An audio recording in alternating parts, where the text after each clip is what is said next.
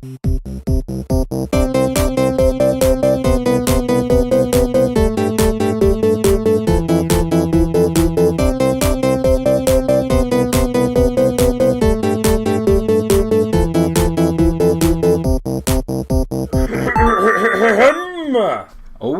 that's a good start. Ooh, yeah. No. Oh, were you recording that? Yes, I was actually. Oh, it's just clearing my throat. You're welcome. So this one I don't think will be as long. It's comic books. What we missed in comic books. Yay! Um. I missed a lot of comic books. I haven't been reading any. So what do you want to hear first? What side do you want to hear? Marvel, DC? Go with Marvel because you'll Marvel. gush a lot more over DC, I bet. Marvel. I've actually been reading. I've been catching up on Marvel. Mm-hmm. And I have thoughts. One of my friends. That's useful. One of my friends at work Yeah. is. He's a massive Marvel fanboy, and he brings a lot of the event comics into work. So I let him borrow some of my stuff. He reads some of my. He lets me read some of that. You give him proper education, and then you dumb yourself down and read some Marvel. I didn't want to say it like that. It's one of the ones that I read was the latest Infinity Wars, and I have never been more confused by an event comic in my life. Why? So let's set this up. Mm-hmm. Civil War. Have you read the original Civil War? I've read the original Civil War. They set it up. They set you up the stakes so you can follow the story along. The same goes for something like Fear Itself. Yep. Where they set up, this is who this character is and this is what their mission is. It helps if you've read some of the other comics, but it's not important. Same with like Avengers vs. X-Men, where you've gone and you can, if you want supplemental material, you've got that there, but it's not integral to the story. For this one, I felt that if I had to have read 3 volumes of Guardians of the Galaxy, another event comic, and then get to this one in order to make sense of any of it. Yeah. And as somebody who enjoys comics but can't always afford to go get a whole bunch of them, that was really off-putting. Like, I read Secret Wars not after that, the latest Secret Wars. And that one had a beginning, a middle, and an end. Like, they caught me up very quickly in the first issue about what I had missed, and then they got straight into the story. Whereas this one, I didn't like it because it felt very much my barriers were up at that point. I'm like, I can't invest in any of these characters. I don't know what's going on half of the time, and it's the perfect problem that a lot of non-comic book readers have when they come into comics. It's just like, which one do I start with? Which one? It's why I haven't read any comic books in a long time, because I don't know where to pick it up again. And it's if you're someone like Dan or myself who hasn't read a lot of Marvel comics recently, it's just very daunting. And especially if you've got stuff like Endgame coming out and Captain Marvel, you want to be able to point people at, well, there's this run here that's going on at the moment, or this one's 5 issues in. It's even more complicated than when you say you want to start an anime and you want to start One Piece, and there's no point starting it because there's about 8,000 episodes in the show. So you just, there's no point even starting it. It's even more complicated than that nowadays, I feel like, with the whole comic book world. Like, it's great for the people that read them, because then you get these really in-depth stories and characters, and it's probably fantastic. But for an outsider coming into it, it's just, that is an issue that I think the comic book industry has been having for a while, though, as well, because they're constantly having to do number ones and whatever so that people can follow it. But then that puts hardcore comic book nerds' noses out of joint, because they're like, well, this is like issue 1, but then there's another issue 1 over here, so how can we keep track of it?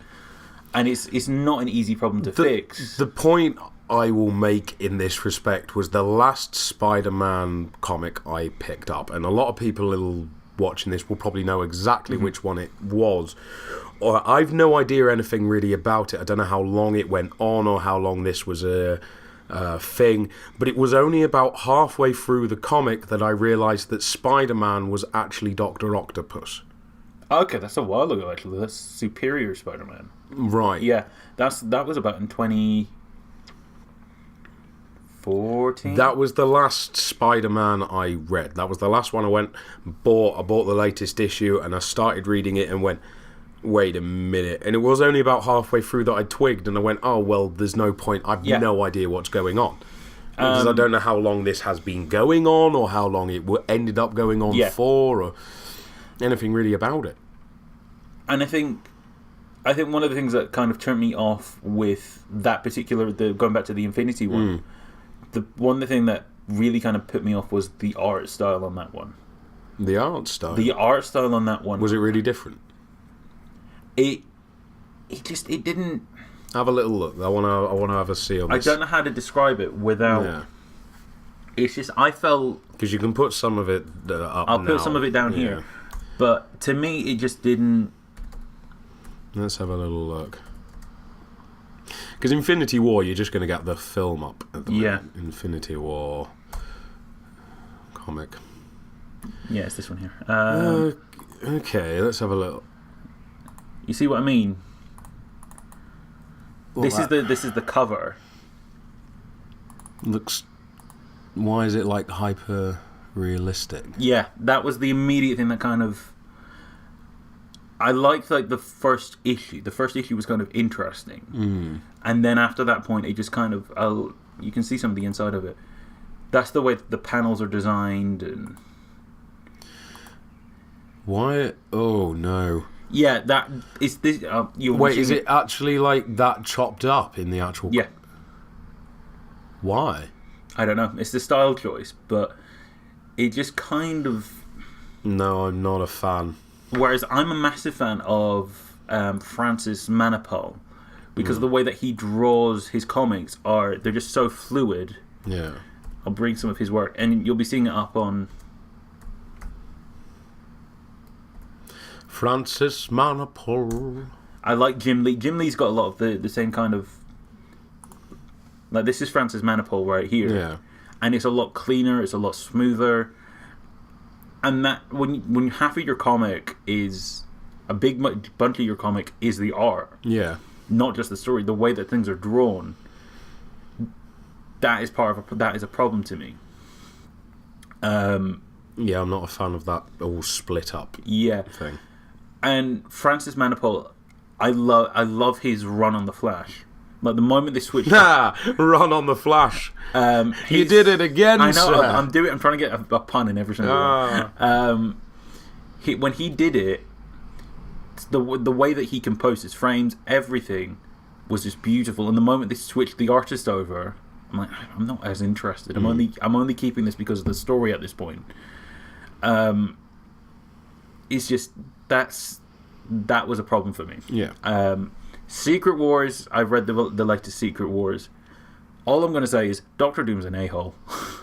If he wasn't before, he's even more of a one now. Next villain in the MCU? Possibly.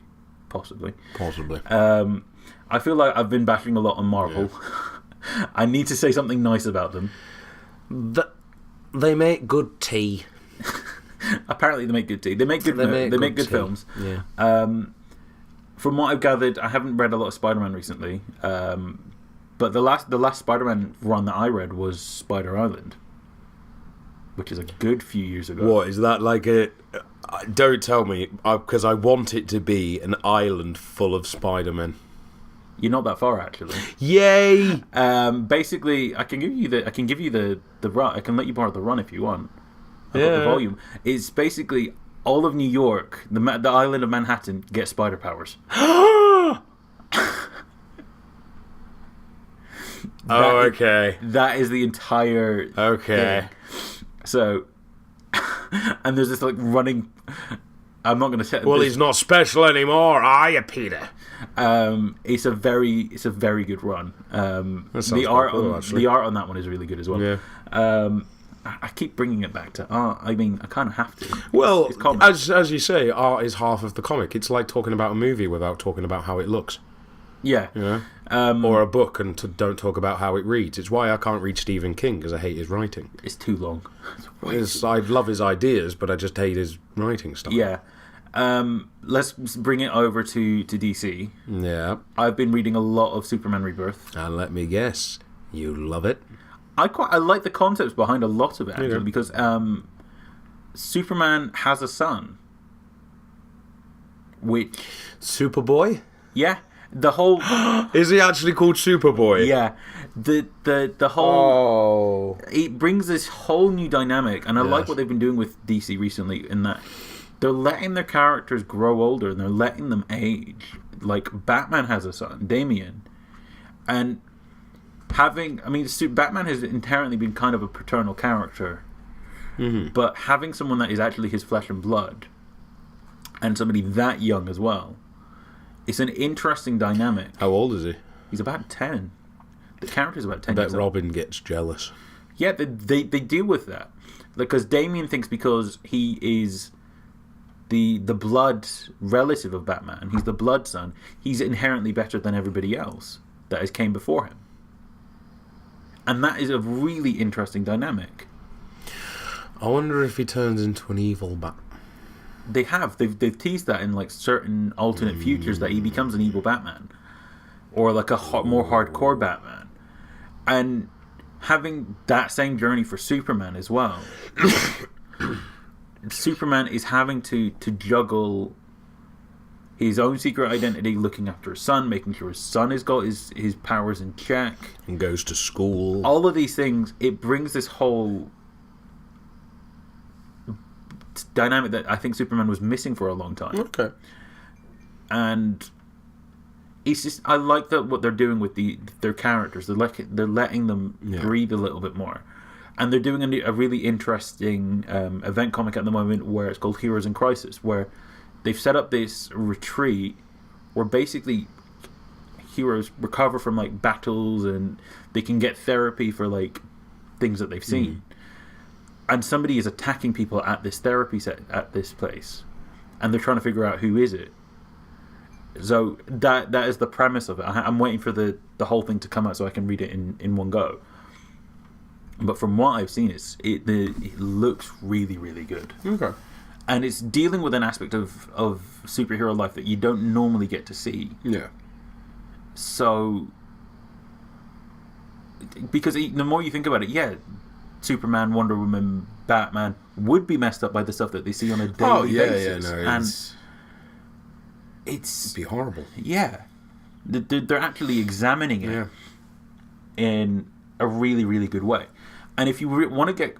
this is a shameless plug for another YouTube channel. If you want to get caught up very, very quickly, look up Comicstorian on YouTube. He's a guy who gets the panels of a comic book and he does dramatic readings for them. He keeps the same art and everything, and that's how you can be caught up very easily. And that's how I caught up with actually a lot of what they were doing with Green Lantern for a long time. And the Injustice 2 comic, what they were doing in there. All right. So anything else you want to mention? No. Anything sound remotely interesting to you? No, none of it. None of it. None of it. Or else I'll pick it up. On that note, we'll see you later. I won't. Well, you will. You'll be in the next episode. Oh, yay. Yeah. So if you like what we do here, check, comment, subscribe, all of that stuff. Bye.